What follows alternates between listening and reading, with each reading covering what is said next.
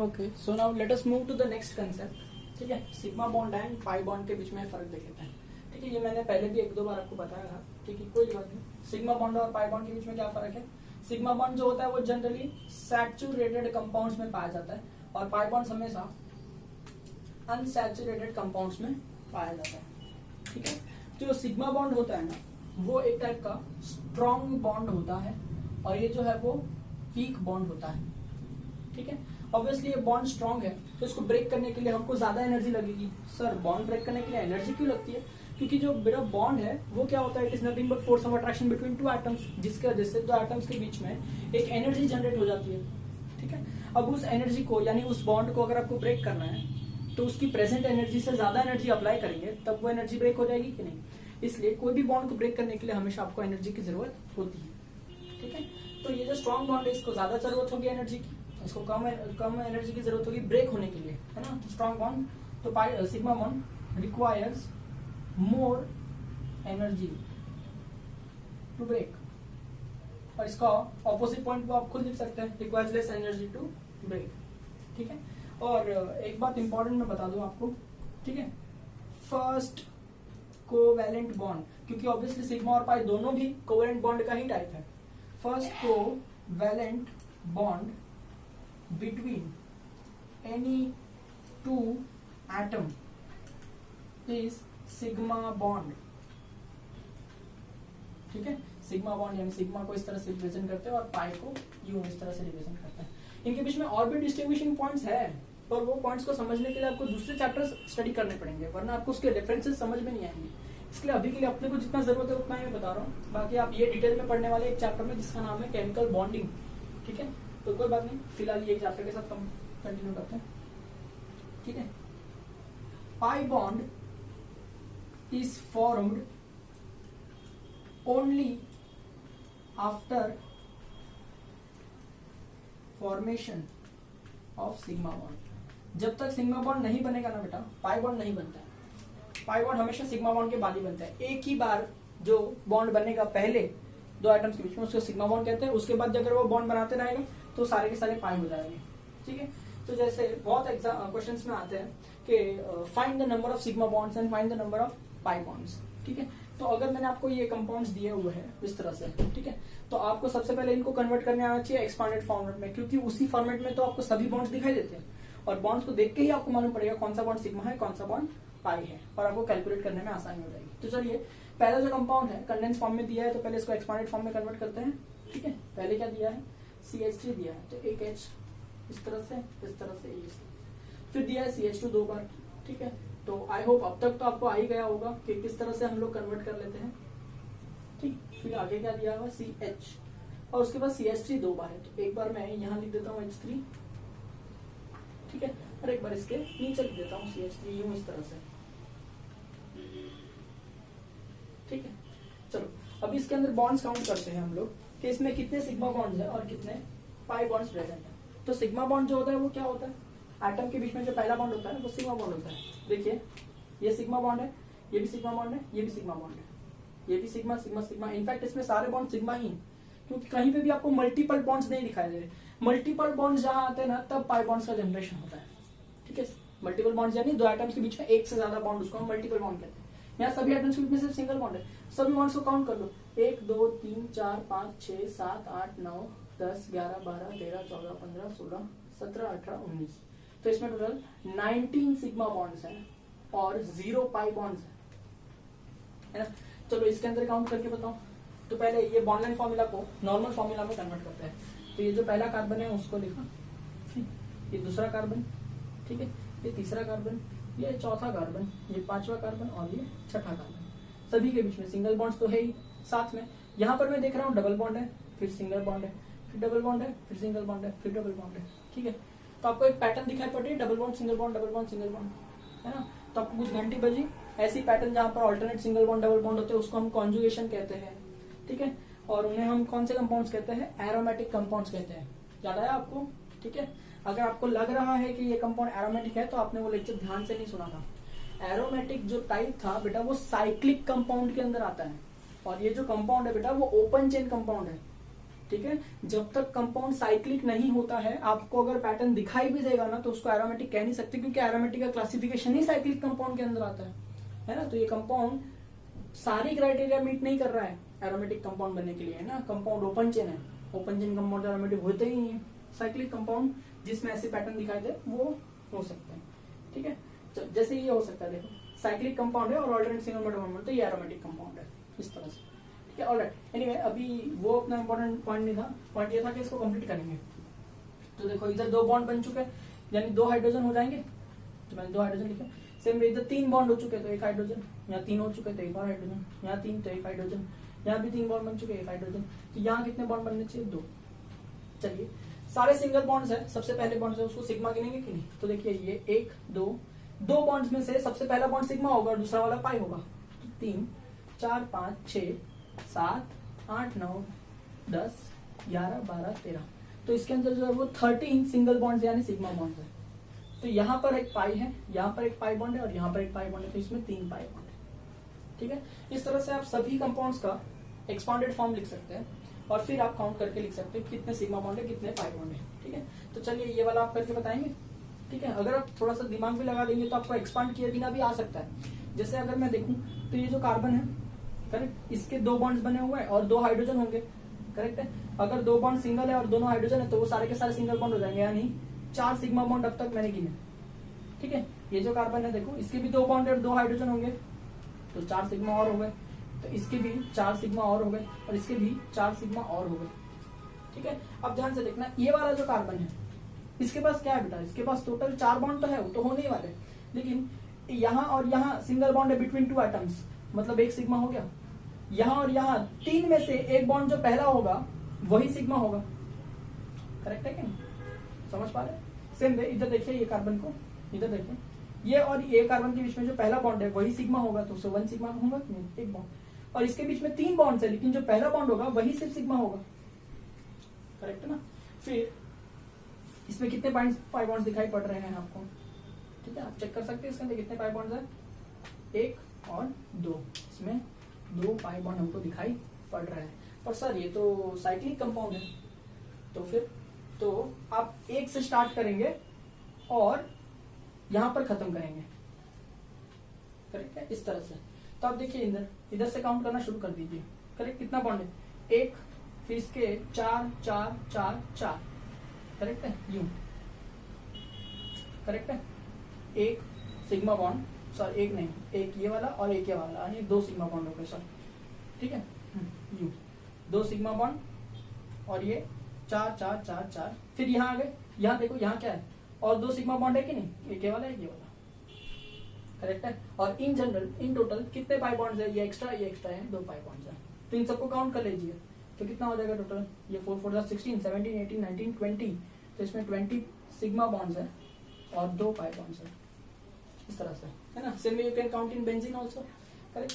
तो आप इसको एक्सपांड करके कर, तो अब इस स्ट्रक्चर के अंदर देखते हैं, ठीक है। इसको ऑब्वियसली आप लिख सकते हैं कि नहीं हो, एक्सपांड करके। आप नहीं भी एक्सपांड करेंगे, डायरेक्ट काउंट करेंगे तो भी चलेगा, ठीक है। आप लिख सकते हैं इस तरह से, single double alternate single bond double bond, है ना, डबल बॉन्ड, ये सिंगल, फिर ये डबल बॉन्ड, सिंगल बॉन्ड, फिर डबल बॉन्ड, इस तरह से। अब वैलेंसी चेक करिए, आपको पता चलेगा हर कार्बन के पास में 3 वैलेंसी है, पर होनी कितनी चाहिए? 4। तो 1 हाइड्रोजन होगा कि नहीं? तो यहाँ 1 हाइड्रोजन है, यहाँ 1 हाइड्रोजन है, सबके पास 1 हाइड्रोजन होगा, ठीक है। चलिए सिग्मा बॉन्ड काउंट करते हैं। यहाँ देखिए ये सिग्मा बॉन्ड क्योंकि सिंगल बॉन्ड है, यहाँ डबल में से पहला बॉन्ड सिग्मा होगा, दूसरा पाई होगा कि नहीं? सेम यहाँ देखो, 1 सिग्मा सिग्मा सिग्मा, ये पाई है, ये सिग्मा है, सिग्मा सिग्मा, करेक्ट है कि नहीं? इधर देखो ये भी सिग्मा सिग्मा, ये वाला पाई है, ये सिग्मा। तो there are how many sigma bonds? Let us count, 1 2 3 4 5 6 7 8 9 10 11 12 sigma bond है। पाई बॉन्ड कितने हैं? 3, 1 2 3, तो इसमें 12 सिग्मा बॉन्ड है और 3 पाई बॉन्ड है। तो इस तरह से आप सिग्मा बॉन्ड और पाई बॉन्ड को कैलकुलेट कर सकते हैं, ठीक है। तो इस तरह से मैं अगर आपको कोई भी कंपाउंड दे दिया तो आपको उसके अंदर sigma bond pi bond calculate करना आना चाहिए। पर सर हम क्यों कर रहे हैं कैलकुलेट? फायदा क्या है? ठीक है, फायदा ये है sigma bond pi bond calculate करने का कि उससे आगे का एक फंडा है जिसको कहते हैं हाइब्रिडाइजेशन, ठीक है। पर वो समझने के लिए ना अभी आप बहुत छोटे हैं, आपको बहुत कम नॉलेज है केमिस्ट्री का उस कंसेप्ट को समझने के लिए, जिसका नाम है हाइब्रिडाइजेशन। एक्चुअली ये कंसेप्ट के थ्रू ही हमको पता चलता है कि जो कंपाउंड है ना उसका शेप क्या होता है। रियल लाइफ में 3 डायमेंशनल में ये जो कंपाउंड है वो कौन से शेप में एग्जिस्ट करता है, क्योंकि 3 डायमेंशनल शेप तो बहुत सारे हैं, तो उसमें से कौन सा 3 डायमेंशनल शेप कोई कंपाउंड एग्जिस्ट करता है, ये सब हाइब्रिडाइजेशन से पता चलता है। पर ये सीखने के लिए अभी आप बहुत छोटे हैं, आपको एक चैप्टर सीखना पड़ेगा जिसका नाम है एटॉमिक स्ट्रक्चर, उसके बाद सीखना पड़ेगा एटॉमिक बॉन्डिंग, तब जाके आपको धीरे धीरे ये कंसेप्ट समझ में आएगा। पर सर इससे क्या लेना है, क्योंकि अभी के लिए मैं आपको सिर्फ बता रहा हूँ, लर्न हो जाएगा ठीक है, नहीं करना है, नहीं हो रहा है, नहीं समझ रहा है, कोई बात नहीं, अब धीरे धीरे सब सीखेंगे, ठीक है। Not to rush, just I am showing you the use of counting sigma bonds and pi bonds and why it is necessary, ठीक है। Because in case of carbon, because we are studying about carbon in organic chemistry, I am talking about carbon only. You can talk about any atom whose hybridization you want to find, but I am talking about carbon only. तो जो carbon है, अगर ये 4 sigma bond बना रहा है ना, तो इसका हाइब्रिडाइजेशन स्टेट ना sp3 होता है ना। अगर ये कार्बन 3 सिग्मा बॉन्ड बना रहा है ना, तो इसका हाइब्रिडाइजेशन स्टेट ना sp2 हो जाता है। और अगर ये 2 सिग्मा बॉन्ड बना रहा है ना, तो इसका हाइब्रिडेशन स्टेट ना sp हो जाता है, ठीक है। ये तीनों के तीनों जो है ना, इसको बोलते हैं हाइब्रिडाइजेशन या हाइब्रिडाइजेशन स्टेट, ठीक है, जिसके थ्रू हमको पता चलता है कि कार्बन का जो शेप है वो क्या होता है, वो बॉन्ड्स किस तरह से बनाता है, एक्सेट्रा। सर ये s और p क्या है? s और p एक टाइप का ऑर्बिटल होता है। सर ऑर्बिटल क्या होता है? सर वो सब शेल होता है, सब शेल के अंदर होता है। सब शेल क्या होता है? वो शेल के अंदर होता है। वो सब बहुत सारी डिटेल चीजें हैं, अभी आपको समझने में डिफिकल्टी होगा, ठीक है, बट आप धीरे धीरे सीख जाएंगे। मैं आपको सिर्फ इतना बता रहा था कि ये बॉन्ड्स आपको काउंट करना नहीं आएगा तो हाइब्रिडाइजेशन नहीं आएगा, तो आपको शेप वगैरह नहीं मालूम पड़ेगा और समझने में दिक्कत होगी, इसलिए ये काउंट करने आना चाहिए। इसका यूज अब कब करेंगे वो मैं आपको आसानी से बताऊंगा आगे जाके, ठीक है। तो आई होप, उम्मीद करता हूँ समझ में आ पा रहा होगा। ये भूल जाओगे, कोई दिक्कत नहीं, ठीक है।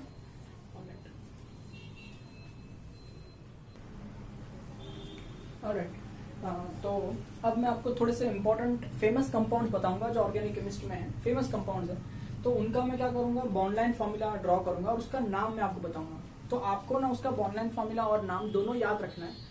और इनफैक्ट आपको मैं एक टास्क देता हूँ, मैं जितने भी कंपाउंड्स अभी डिस्कस करने वाला हूँ, ठीक है, ज्यादा नहीं करूंगा, थोड़ी ही, ठीक है, उस सभी कंपाउंड्स का ना आपको क्या करना है, आपको उसका ये लिखना है कि वो पूरे जो ऑर्गेनिक केमिस्ट्री का हमने चार्ट पढ़ा था उसमें वो कहाँ पर बिलोंग करता है ना। होमोसाइक्लिक एरोमेटिक में बिलोंग करता है, बेंजीनॉइड में बिलोंग करता है, नॉन बेंजीनॉइड में, वो उसको आप क्लासिफाई करके बराबर फिट करेंगे कि कौन से क्लास में फिट होता है, ठीक है। तो इससे क्या है, आपको वो चार्ट भी रिवाइज हो जाएगा और उस जो बॉन्डलाइन फॉर्मूला में यहाँ बताऊंगा उसका आपको एक्सपांडेड फॉर्म में कन्वर्ट करना है, तो वो भी हो जाएगा, ठीक है। और अगर आपका मन हो तो आप सिग्मा बॉन्ड पाई बॉन्ड भी कैलकुलेट कर लेंगे। तो इसका मतलब अभी कुछ कंपाउंड्स बताऊंगा, इसकी वजह से आपको नई नॉलेज भी आ जाएगी और पुराना सब कुछ रिवाइज भी हो जाएगा, ठीक है। तो देखते हैं सम फेमस कंपाउंड्स।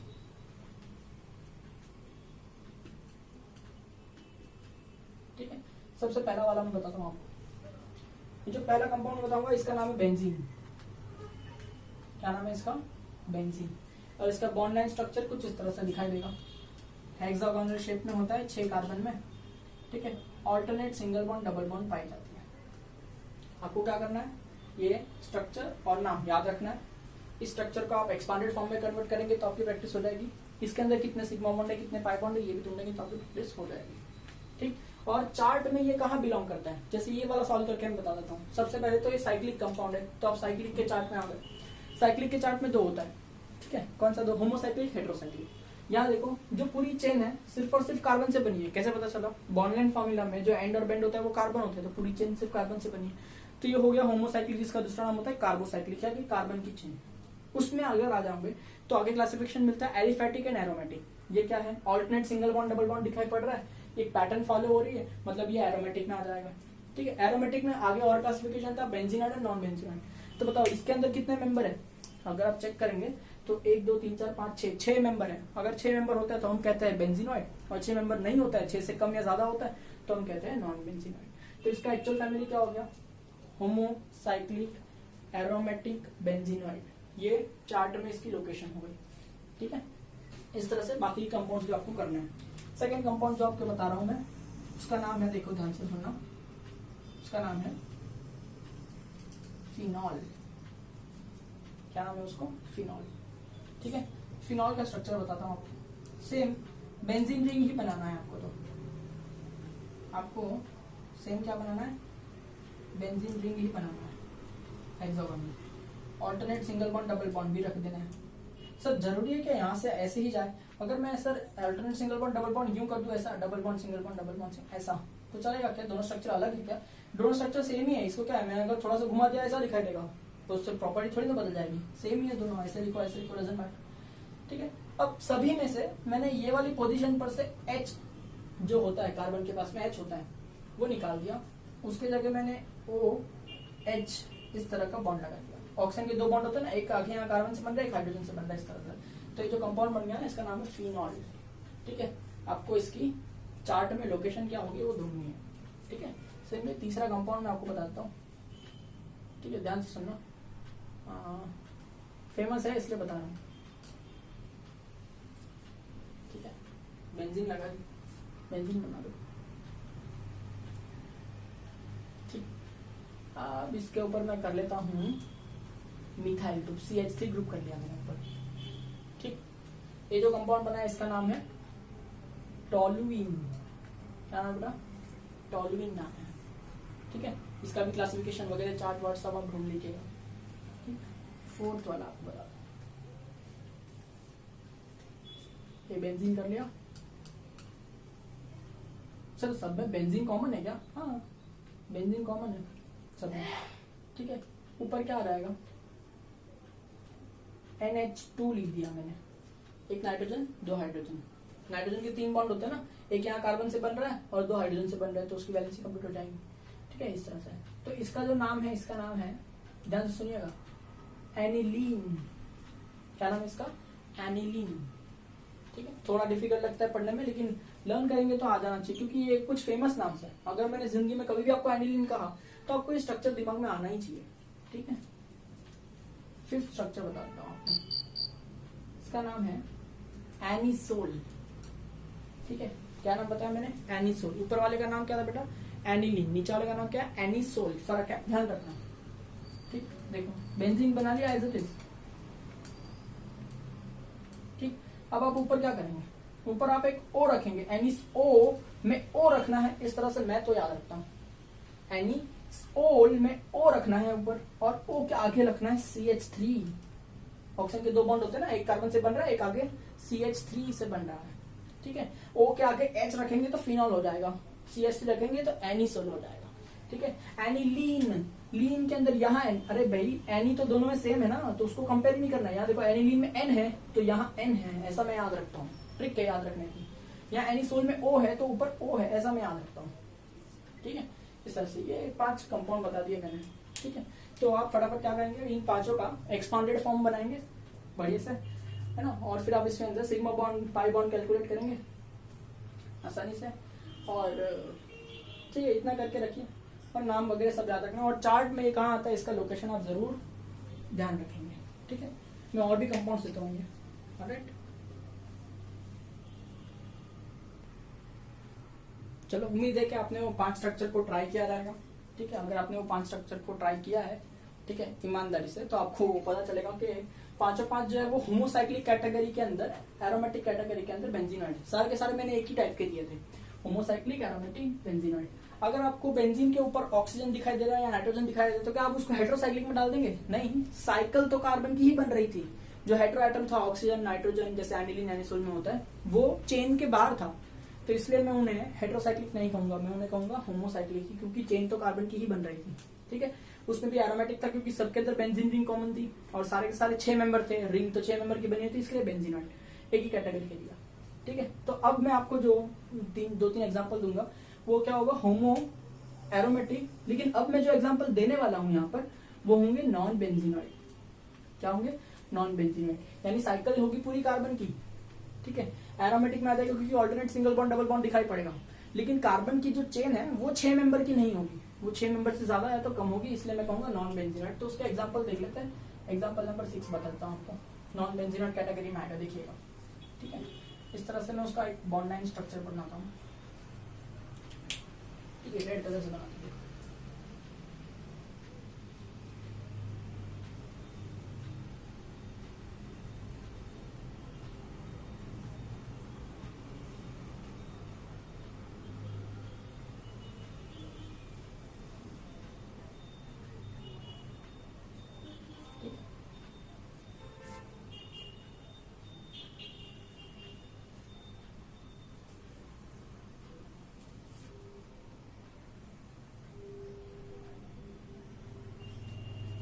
तरह से मैंने बना लिया। ठीक है, अब इस कंपाउंड का नाम क्या है? इसका नाम है ट्रोपोन। क्या नाम है इस कंपाउंड का? ट्रोपोन। ठीक है, अब देखो सारी चेन जो है वो कार्बन की बनी है, कार्बन कार्बन कार्बन कार्बन। ये ऑक्सीजन जो है वो चेन के बाहर है, इसलिए मैं होमोसाइक्लिक कहूंगा। Double bond single bond, double bond single bond, double bond आपको दिखाई पड़ रहा है, यानी ये क्या हो जाएगा बेटा? एरोमेटिक हो जाएगा। और एरोमेटिक में भी बेंजीनोइड है या नॉन बेंजीनोइड है? मेंबर चेक करो, 1 2 3 4 5 6 7, ये 7 मेंबर है, 6 मेंबर नहीं है, यानी क्या हो जाएगा? नॉन बेंजीनोइड हो जाएगा। ठीक है, एक और इससे ही मिलता जुलता एग्जांपल मैं आपको दे देता हूँ, सेम दिखता है तो आपको क्या लर्न करने में थोड़ी आसानी हो जाएगी। देखिए इस तरह से हेप्टागोन शेप है ना इसका, इस तरह से बनाया मैंने। ठीक है, इस तरह से बना लिया। यहाँ क्या हो जाएगा? Double bond single bond, double bond single bond, double bond, इस तरह से। और यहाँ की तरफ मैंने OH बना लिया।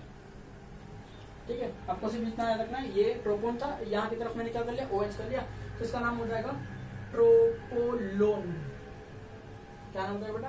ट्रोपोलोन। और ये भी सेम कैटेगरी में आता है। ठीक है, तो आई होप आपको यहाँ तक समझ में आ पा रहा होगा ट्रोपोन एंड ट्रोपोन। चलिए तो कुछ एग्जांपल और देख लेते हैं, जैसे एग्जांपल नंबर 8 में आपको दे रहा हूँ यहाँ पे।